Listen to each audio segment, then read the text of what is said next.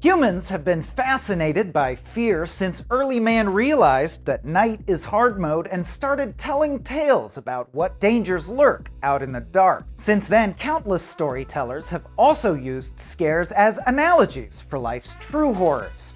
In the 80s, zombie hordes often represented mindless capitalism, or the spread of communism, which of course destroyed the world. Capitalism, I mean. Similarly, vampires represent the fear of losing ourselves to a seductive evil and/or STDs, while werewolves usually speak to the beast within us and the brutality we don't like to admit that we're capable of. And while I can't prove these last two, I think it's pretty clear Frankenstein represents body dysmorphia, while Freddy represents our natural inborn fear of sweatered pedophiles with knife fingers. Bitch! But as time marches on, fresh horrors are brought to light, and new horror tropes are required. So what do current trends say about what we fear most at the moment? Because the dark isn't all that scary anymore, thanks to the invention of flashlights, night vision goggles, intercontinental ballistic missiles, and powerful psychogenic prescription medications. In the land of the free! Speaking of taking back the night, part of the reason Alien is the legendary franchise launcher that it is because, wow, did I just say it is and it was grammatically correct? Franchise launcher that it is because that weird do word way. Anyway, rape. Alien is a thinly veiled rape metaphor to a much gnarlier degree than vampires ever were. Just like vamps, the alien penetrates you against your will and is primarily into mouth stuff, but instead of draining your precious life's blood, facehuggers also impregnate you with a monster baby that kills the host in childbirth. And that monster baby also grows up to penetrate people against their will. It's the worst version of a pregnancy nightmare, and it's no mistake the hero of the story is female. Even her servant caretaker is some sort of humanoid astro woman, some sort of Samus-looking Dr. Grace Augustine from Avatar being Sarah Connor ripoff, who went back in time to make Alien come out before Terminator to explicate said off-ripping.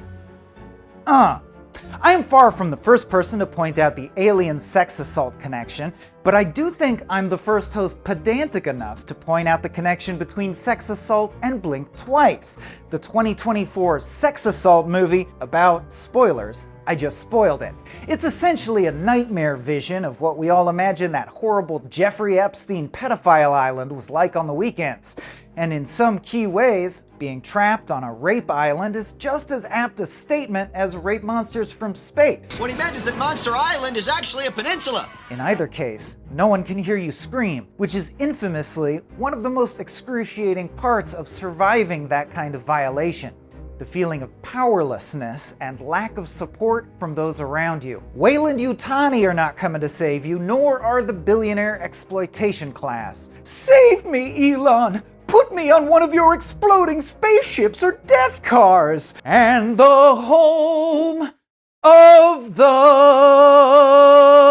But forget all that. Or, well, don't, because it's foundational to what I want to talk about now, or I wouldn't have brought it up. But do you see the difference between a 1979 horror take on sex assault and one from 45 years later? Alien showed us the harrowing and lonely experience of surviving in the face of a monster dead set on brutalizing you. It sought to center the victims of such attacks in a way that wasn't the norm at the time. But in Blink Twice, the real fear is systemic. We follow a whole bunch of victims, the rapists aren't metaphorical at all, and the true horror comes from realizing the scope and scale of what amounts to a vast sex assault industry catering to rich creeps. The fact that it's clearly inspired by the true story of an island like that only proves my point, which is that these days, what we're truly scared of are the systems themselves. Where Alien asked you to imagine how scary it must be to survive an assault as a sci-fi metaphor, Blink Twice asks you to recognize that in real life there is a real rape island and no one seems to be doing anything about it, other than murdering Jeffrey Epstein in prison.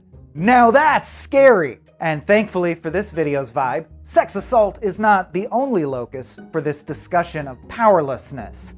Take two recent notable horror jams, Heretic and Speak No Evil. Heretic tells the story of Hugh Grant's huge rant, as he tries to Reddit at and torture two Mormon women into admitting that there is no God, or budget for any exterior locations in this film. At a key moment in the movie, Baby Huey reveals what he believes is the only true religion: control.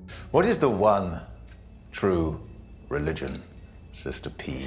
The one true religion is control. It's systems, see? They control and shape our behaviors and self-image. Hugh is guiding his victims through a maze, both literal and figurative. And that's the thing about mazes. They look like they spiral all around and go in all kinds of different directions and force choices, but the endpoint is always the same. Heretic's version of this story is pretty well established. Lots of people see organized religions as modes of control, and will absolutely tell you about it before insisting that you watch Boondock Saints with them. Symbolism. But that fixation on how systems control us like rats in a maze extends well beyond the classic example of religion. We're currently obsessed with systems of control that render us powerless, both real and metaphoric. In Heretic, when the protagonist asks Hugh, "Hey, why'd you do all this awful stuff?" he says, Why do you do this? The question is, why do you all let me? well, I mean, you did lie to them to get them here and lock all the doors, but the point about manufactured consent is well taken, Hugh, well taken. See No Evil's big bad guy, mean young Professor X, answers the same question very similarly. Too similarly. Almost as if he's psychic. Why are you doing this? Because you let us.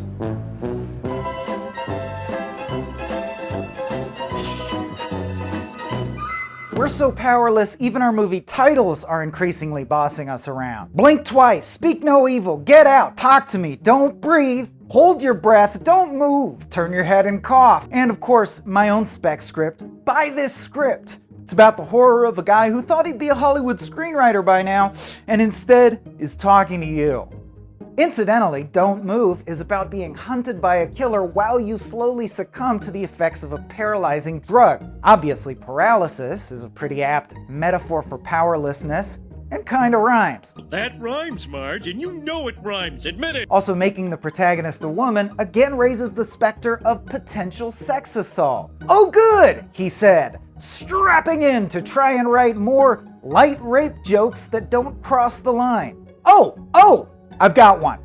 Not this, but like this. In June 1980, Rodney Alcala was sentenced to death for the rape and murder of as many as 130 victims, many of whom had been, quote, toyed with by strangling them to unconsciousness and rousing them several times before ultimately killing them.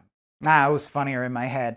Oh well, gotta work out the bad ones. But that does remind me of the recent Anna Kendrick movie, Woman of the Hour, which covered the time Alcala went on the TV game show The Dating Game, seeking victims. The movie's notable and modern in that it centers the victim's experiences way more than fetishizing the killer's twisted mind, which is good, and again, exposes an even deeper horror. I did file a report in December of last year, and I don't know what else to tell. This man, he was on national television. Look, I don't know who you spoke with, all right? I don't know who I spoke with either. How many times?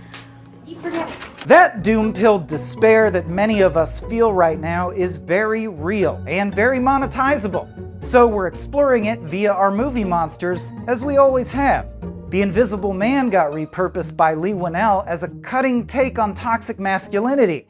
The X trilogy hit us with 3 stories in a row of Mia Goth fighting against a giant system that wants her dead and being warped by that experience. I Saw the TV Glow and Longlegs both have strong themes of being puppeted and controlled without your consent. And if you haven't seen it, She Dies Tomorrow is a solid indie horror where the only scare is the infectious belief that your days are numbered. And that number is 1. Wow, did I just say and it was grammatically correct? I was right before. That weird do word way.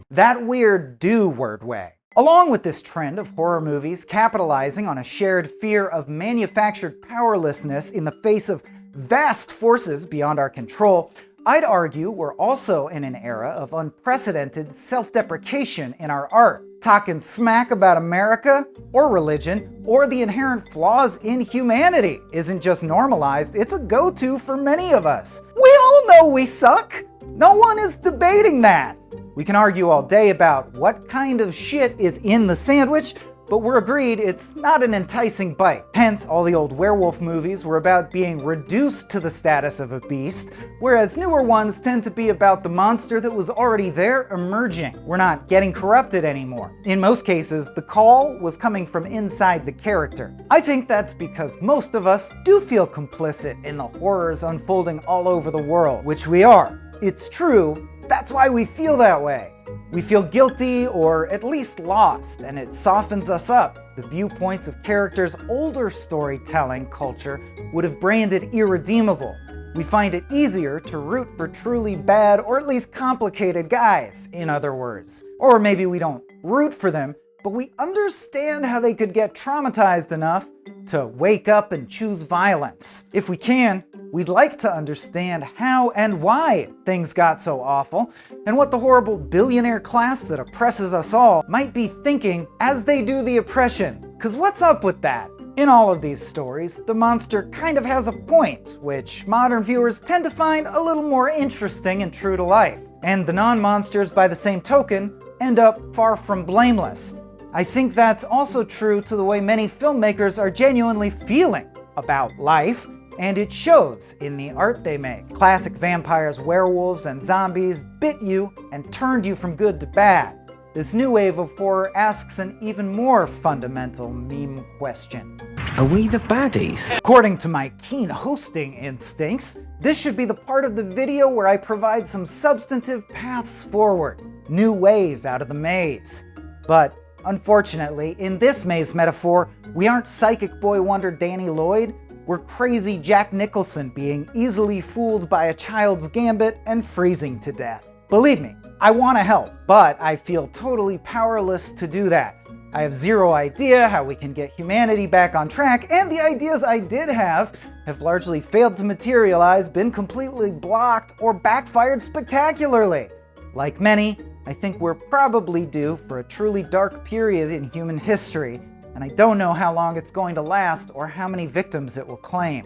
I'm afraid and ashamed, and I can't do shit about it but write a video on a phone that I recently came to learn is powered by the spongy livers of Congolese child miners force-fed veal from birth. I'm really scared, and I'm really sorry, but all I can do is observe that fact, which is the exact same problem these movies are grappling with. My mouth is art, and I must scream. For more crazy comedy from Quacked each and every week, smash that like and subscribe button. You can also find even more of my current work, including my sci-fi novel, by following me on Blue Sky or searching for Small Beans on your podcast thing, Google Works. Patreon is good. Wow, bummer episode.